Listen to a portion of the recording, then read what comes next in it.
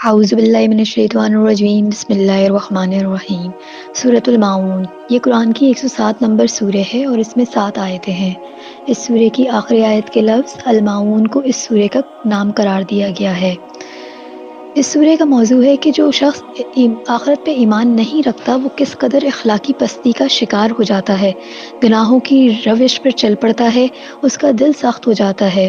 پہلی ہی آیت میں ان کافروں کا ذکر ہے جو با اعلان آخرت کو جھٹلاتے ہیں کہ کوئی دن ایسا بھی آئے گا کہ جب ہم دوبارہ زندہ کیے جائیں گے، یعنی یوم جزا اور بدلے کا دن۔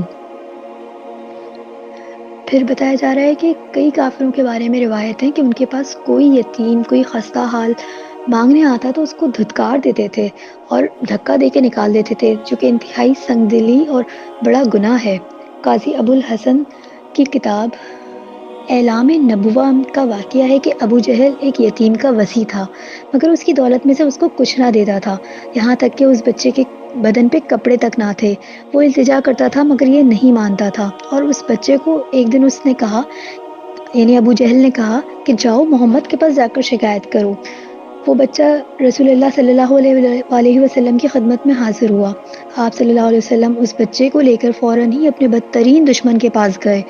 اس نے آپ کو دیکھ کر آپ کا استقبال کیا اور آپ کے کہنے پہ اس بچے کا حق اس کو دے دیا۔ قریش کے دوسرے سردار طاق میں تھے کہ کیا ماجرا ہوتا ہے دونوں کے درمیان، یعنی ابو جہل اور رسول اللہ یعنی محمد صلی اللہ علیہ وسلم کے درمیان۔ جب صلح والا معاملہ ہو گیا تو آ کر ابو جہل کو طعنہ مارا کہ تم نے تو اپنا دین چھوڑ دیا۔ ابو جہل نے کہا، خدا کی قسم میں نے اپنا دین نہیں چھوڑا، مگر مجھ کو محسوس ہوا تھا کہ محمد صلی اللہ علیہ وسلم کی دائیں اور بائیں جانب ایک ایک حربہ ہے جو میرے اندر گھس جائے گا اگر میں نے ان کی مرضی کے خلاف حرکت کی۔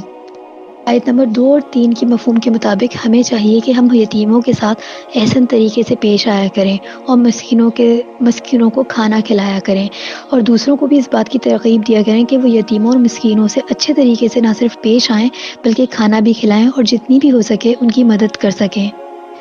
آیت 4 سے 6 میں ان نمازیوں کے لیے ہلاکت ہے جو اپنی نمازوں سے غافل ہیں اور ریاکاری کرتے ہیں۔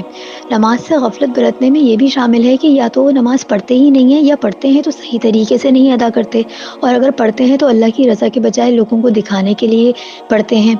قرآن میں ایسے لوگ منافق ہیں، اور قرآن میں منافقوں کی یہ حالت بیان کی گئی ہے کہ جب وہ نماز کے لیے اٹھتے ہیں تو نہایت کاہلی سے اٹھتے ہیں، لوگوں کو دکھاتے ہیں اور اللہ کو کم ہی یاد کیا کرتے ہیں۔ سورہ نساء آیت 142۔ آیت 7، اور عام برتنے والی چیزیں بھی نہیں دیتے۔ اس میں لفظ معاون کے مطلب ہیں برتنے والی چیزیں جو عام طور پر پڑوسی ایک دوسرے سے مانگ لیا کرتے ہیں۔ حضرت عبداللہ بن مسعود کی تفسیر کے مطابق کوئی پڑوسی اگر کوئی برتنے والی چیزیں مانگے تو وہ اسے منع کر دے، اور حضرت علی رضی اللہ عنہ کی تفسیر کے مطابق اس سے مراد زکوٰۃ ہے، کیونکہ وہ بھی انسان کی دولت کا معمولی حصہ یعنی 40واں حصہ ہوتا ہے۔ تو اس سے ہمیں یہ پتہ چلتا ہے کہ کوئی بھی معمولی سی چیزیں جو اگر کوئی مانگنے آئے، چاہے خواہ وہ پڑوسی ہو، رشتہ دار ہو یا کوئی اور ہو، اگر ہمارے پاس موجود ہو تو اس کے مانگنے پر ہم اسے منع نہ کریں اور اس کو دے دیا کریں۔ اور زکوٰۃ جو کہ اسلام کا چوتھا رکن ہے، بنیادی رکن ارکان میں سے چوتھا رکن ہے، اس کی تو ادائیگی کے احکامات بے شمار ہیں۔ تو وہ تو جس کے اوپر جو صاحب نصاب ہے، جو صاحب استطاعت ہے، اس کو تو ادا کرنا لازمی ہی ہے۔ وآخر دعوانا ان الحمد للہ رب العالمین۔